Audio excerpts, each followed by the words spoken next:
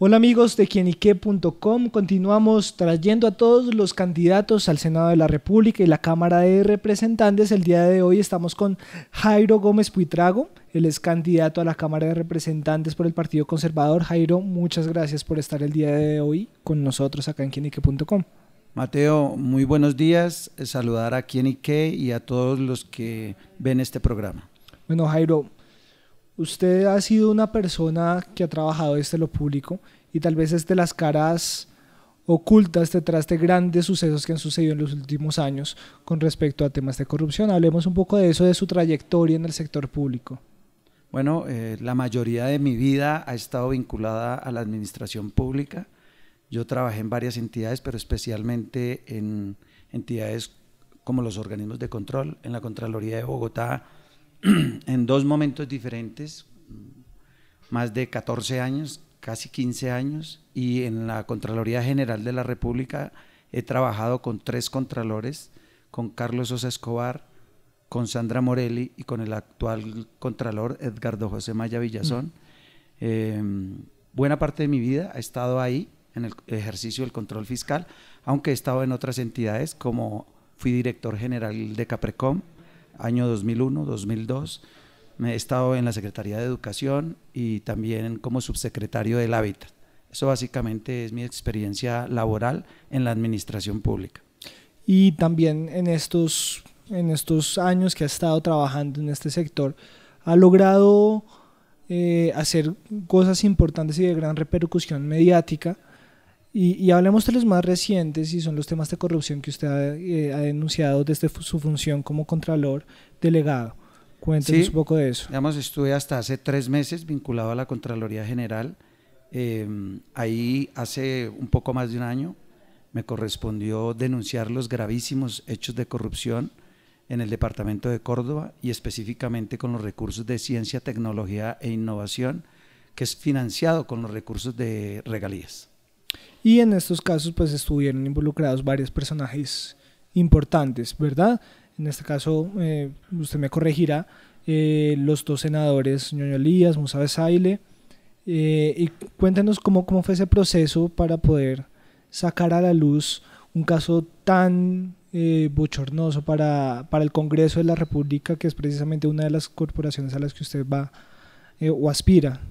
Bueno, digamos que este es un informe que fue una auditoría especial que se hizo a los recursos de ciencia, tecnología e innovación con ocasión de denuncias ciudadanas que advertían presuntas irregularidades en 11 proyectos de ciencia y tecnología. Me desplacé para Montería, hicimos una auditoría con un equipo conjunto desde Bogotá y efectivamente ahí evidenciamos gravísimos hechos de corrupción que están hoy en día publicados oficialmente en la página web de la Contraloría General de la República. Por supuesto, me es muy difícil, por ética profesional, no debo ni puedo referirme a estos hechos porque hacen parte de una investigación fiscal. El único autorizado en este momento para hablar del tema y dar detalles sobre cuál es el avance de esa investigación es el señor Contralor General de la República. Bueno, pero estos temas de control usted también los quiere llevar al Congreso de la República. Entonces hablemos un poco acerca de esas propuestas que usted tiene para los próximos 4 años. Y pues me imagino que usted estará vinculando toda esa experiencia, todo ese bagaje profesional y llevarlo al Congreso. Entonces, cuéntenos cuáles son como esas situaciones o esas problemáticas en Colombia donde es necesario meterle la lupa y hacer un tema de control político y fiscal y que usted pueda hacer desde el Congreso de la República. Digamos que ¿por qué resulto siendo candidato? Yo hace 4 años fui candidato por el Partido Conservador y perdí por 266 votos la curul a la Cámara de Representantes. La verdad es que dentro de mi proyecto de vida, este no era mi sueño, mi gran sueño. He continuado en lo que me gusta, en lo que yo sé hacer, en lo que aprendí y también enseño en la Universidad del Rosario, que es el ejercicio del control fiscal. Y digamos que igual me siento muy indignado como la mayoría de los colombianos con todos estos hechos de corrupción y creo que si no me ha quedado grande ejercer el control fiscal, pues creo que puedo aportarle al país desde el Congreso de la República ejerciendo el control político. Y es lo que usted llama la acción con transparencia, ¿verdad? Cuéntenos un poco qué es este tipo de acción con transparencia, qué significa la acción con transparencia que usted propone dentro de su plan de campaña. Digamos, ese es mi eslogan, acción con transparencia, convencido que en Colombia efectivamente al Congreso de la República pueden y deben llegar personas capacitadas, con ética, con moral, que le duela lo social y que efectivamente las políticas públicas vayan impulsadas al beneficio general y no, como sucede en muchos casos, en beneficio particular.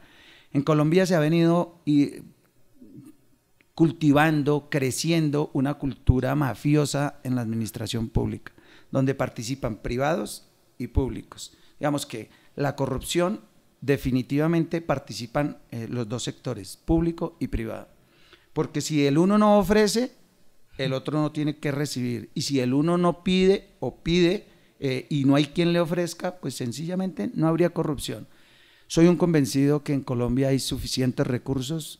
A mí me duele mucho saber que estábamos cogiendo la senda por la cual el país podía desarrollarse económicamente con recursos que se estaban asignando, que hasta el año 2012 no había recursos para ciencia, tecnología e innovación. Pero la ley 1530 de 2012 obliga que a los recursos de regalías el 10% tengan una destinación específica. Los países desarrollados, hoy grandes potencias mundiales, como los países asiáticos, crecieron gracias a invertir en I+D y en solo décadas se constituyeron en grandes potencias mundiales. Es muy triste que en Colombia, cuando se destinan estos recursos para financiar la senda de éxito económico en ciencia, tecnología e innovación, se presenten hechos tan bochornosos como los que ha conocido el país y que definitivamente dice mucho de quienes finalmente llegan a gobernar en los entes territoriales, llámese alcaldes o gobernadores, o quienes pretenden llegar a una corporación como el Congreso de la República y que desde allá se legisle y se aprueben políticas públicas en donde definitivamente van en contravía de esta propuesta que es muy importante con recursos de regalías. Precisamente esos escándalos de corrupción que usted menciona afectaron mucho la imagen del Congreso de la República y hoy en día es una de las instituciones del Estado con menor aceptación por parte de los colombianos. ¿Cómo lograr desde esa corporación mejorar esa imagen que está tan deteriorada por precisamente estos casos de corrupción? Yo creo que esta es una muy bonita oportunidad histórica para que los ciudadanos que estamos angustiados, agobiados, indignados por esos altísimo grado de corrupción, que ya son evidentes, pero que muy seguramente antes existían, pero no nos enterábamos, creo que es el momento histórico para que los ciudadanos tomen una seria responsabilidad de efectivamente cambiar esas costumbres de votar siempre por los mismos, por las mismas familias, por los mismos apellidos y que le den la posibilidad a personas que tengan un perfil técnico, académico y que efectivamente se dé una renovación en el Congreso de la República. ¿Y usted cree que esa renovación sí va a dar para este periodo o falta mucho? No, yo estoy convencido, yo vengo de muchos barrios, de las localidades de Bogotá, de que la gente sepa y entienda que nosotros los ciudadanos somos los responsables de quiénes son los que nos dirigen, quiénes son los que toman las decisiones de política pública, quiénes son los que aprueban el presupuesto general de la nación, quiénes viabilizan los grandes proyectos, megaproyectos, megainversiones, quiénes son los que legislan, porque es que es muy triste, Mateo. Al Congreso de la República llegan muchas personas que ni siquiera son profesionales y que invierten grandes cantidades de dinero en sus campañas y que luego desesperadamente buscan cómo recuperar todo lo invertido en una campaña. Eso es el círculo vicioso de la corrupción y eso digamos que es hora de que los ciudadanos de bien piensen en que la manera mejor de castigar a esos corruptos es no volviendo a votar por ellos, es no volviendo a acompañarlos y que miren dentro de toda la cantidad de opciones personas que tengan un perfil diferente a ese que ha generado todo este grado de indignación en Colombia. Bueno, cambiamos un poco ya como el tema de corrupción y usted también en su campaña maneja diferentes temas y uno de los que me llamaba mucho la atención era el tema de la familia. Usted lo maneja como uno de los temas principales de su campaña. ¿Por qué la familia es un tema tan vital para tratar en el Congreso de la República? Soy un convencido, primero porque tengo una hermosa familia. Yo soy casado hace 22 años, tengo 3 hijos, tengo unos principios y valores, soy creyente, soy católico, convencido de que si uno tiene fe en Dios y tiene unos principios y valores claramente definidos, la honestidad, la rectitud, la disciplina, la puntualidad, hacen que una sociedad funcione bien. Y estoy convencido que la familia, como la raíz de la humanidad, como la célula de una sociedad, tienen que ser una prioridad. Y si aquí en Colombia se han perdido algunos principios, algunos valores y no se actúa con ética, con moral, soy convencido de que la educación es, por convicción lo tengo, es un instrumento de transformación social. Y si le apuntamos a la educación, no solamente desde los colegios y las escuelas, sino hay una formación de principios y valores en la familia, yo creo que vamos a tener una sociedad en el mediano y largo plazo mucho mejor. Y con respecto al tema de la familia, algo controversial que ha habido en los últimos tiempos es el tema de los nuevos modelos de familia. Y pues usted, ¿qué opina de esos nuevos modelos en los que ya se está considerando como familia algo que tradicionalmente no era, digamos, un hombre con una mujer, con un hombre, mujer con mujer? Esos modelos de familia, ¿usted qué opina? Y desde el Congreso, ¿qué se debería hacer de pronto, no sé, dependiendo de su postura, para aprobarlos, no aprobarlos? ¿Usted qué opina de toda esta controversia? Es una controversia de alto calado, de mucha profundidad. Soy un convencido de los principios y valores de la familia y la importancia de la familia en la sociedad. Y soy convencido de que efectivamente el matrimonio tiene que ser entre parejas de diferente sexo, que efectivamente existan unos hijos que convivan con padre y madre, respetando, por supuesto, pero no compartiendo ese modelo que se está proponiendo. Ok, otro tema importante también dentro de su campaña es el tema de las ciudades sostenibles.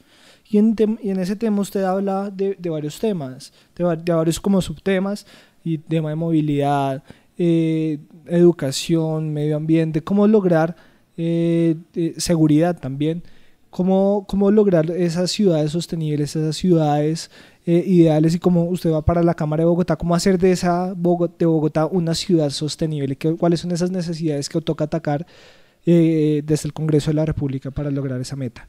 Algo fundamental para Bogotá, una ciudad de más de 9 millones de habitantes, es que existan unas políticas públicas muy claras, muy definidas al mediano y largo plazo.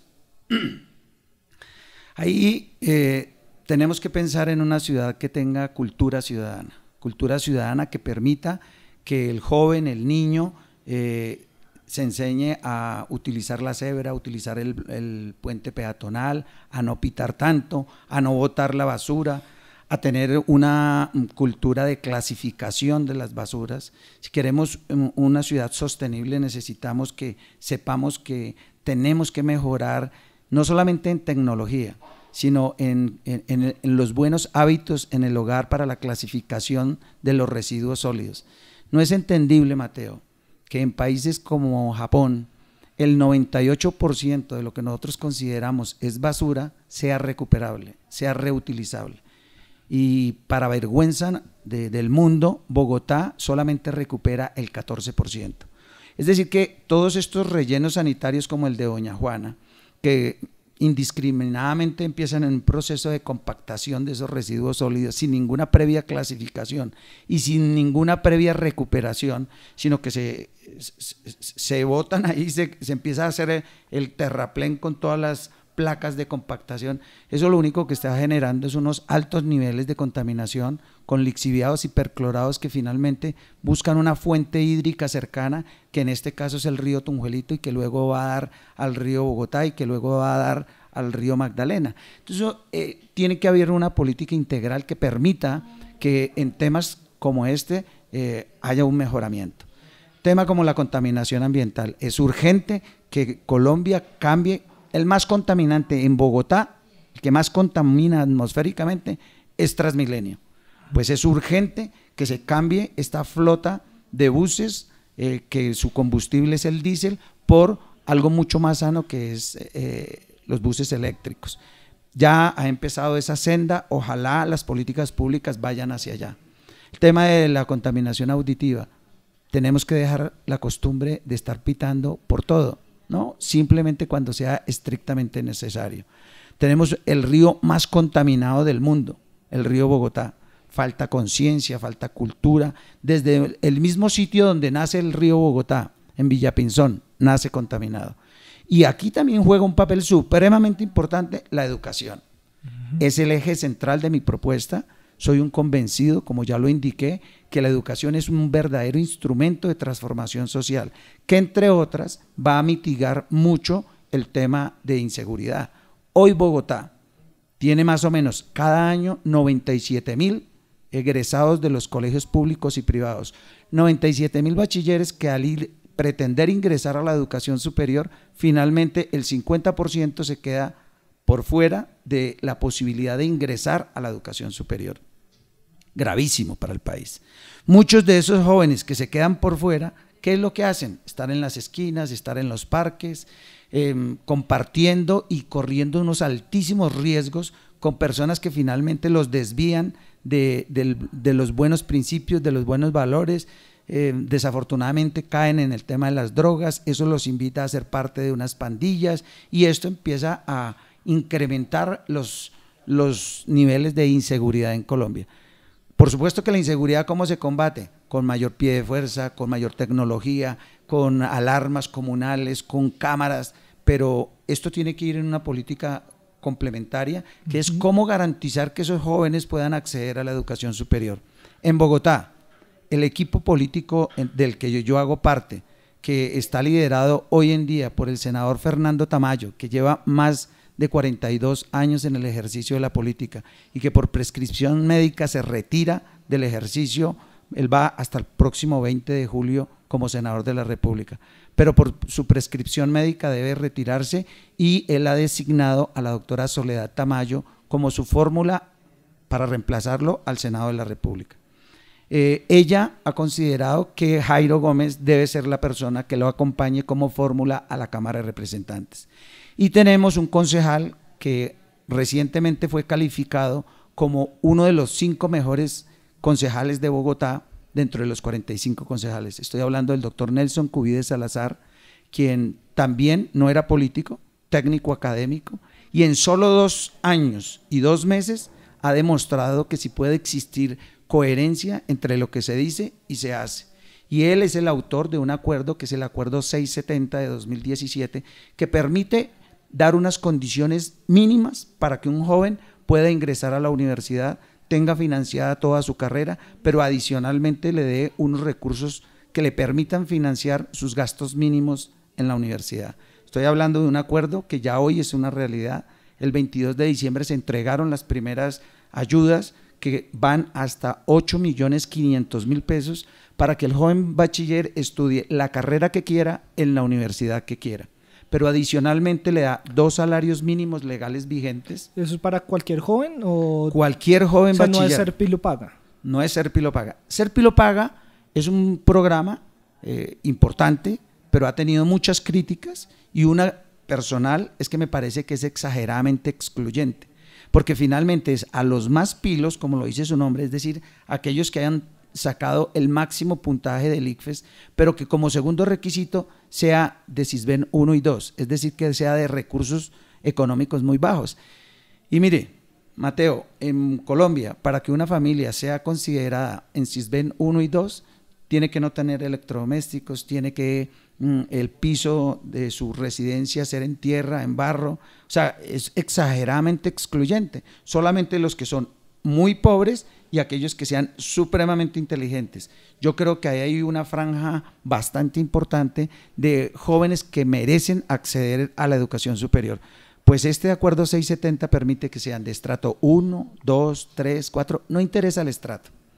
Lo único es que sea de un colegio público o privado de Bogotá. Esa es la otra apertura, que los colegios privados también tienen posibilidad, esos jóvenes bachilleres egresados de esos colegios, de tener acceso.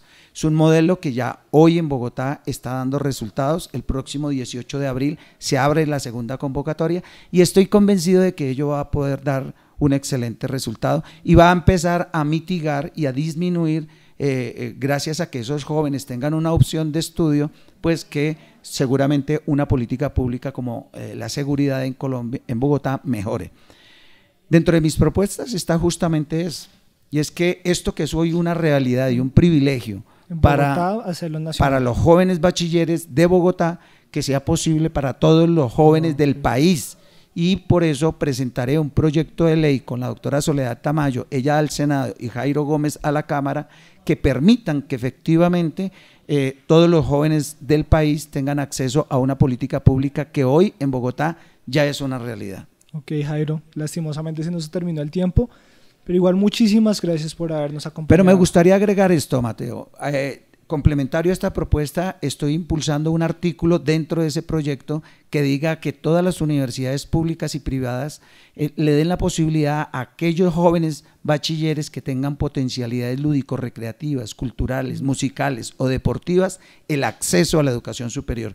Yo soy producto de la educación pública, pero también de una beca deportiva que me permitió acceder a la educación superior, y por ello mi sueño es que eso de lo cual yo fui beneficiario, muchos colombianos también lo tengan, igual que todas las universidades de los Estados Unidos. Más de 5.000 universidades dan estos beneficios.